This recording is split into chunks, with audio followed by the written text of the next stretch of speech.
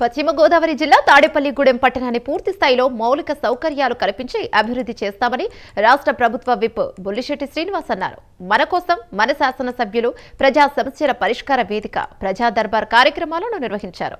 ప్రజల నుంచి ఆర్జీలు స్వీకరించి వెంటనే పరిష్కారం చేయాలని అధికారులను ఆదేశించారు.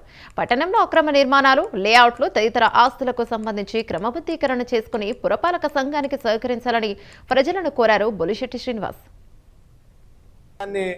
కమ్మ కళ్యాణ మండపం దాకా, కనకదుర్గం గుడి దాకా 2,50,00,000 శాంక్షన్ చేయించాం.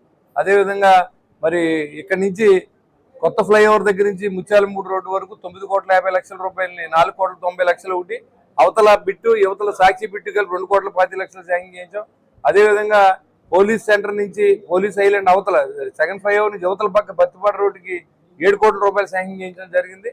దాదాపుగా 20 కోట్ల రూపాయలు అభివృద్ధి పనులకు సహకరించినటువంటి గౌరవ ముఖ్యమంత్రి గారికి, పవన్ కళ్యాణ్ గారికి, అదేవిధంగా R&B శాఖ మంత్రులకి అందరికి కూడా నేను పేరు పేరున ధన్యవాదాలు తెలియజేస్తా ఉన్నా. ఇవాళ రాష్ట్రం ఆర్థిక పరిస్థితులు కొట్టుమిట్లాడుతున్నప్పుడు కూడా తాడేపల్లిగూడెం స్పెషల్ కన్సిడరేషన్ చేసి మీరు మాకు నిధులు ఇచ్చి పనులు చేయించినందుకు చాలా మంది కాంట్రాక్టర్లు కూడా బయట ఫైనాన్స్ లో కూడా మనం ఫైనాన్స్ డబ్బులు ఇప్పించవలసి అవసరం కల్పించారు. ఎందుకంటే మనకి నిధులు లేవు. ఇవో పక్కన మనం సంక్షేమ కార్యక్రమాలు అన్ని చేస్తా ఉన్నాం. దాన్ని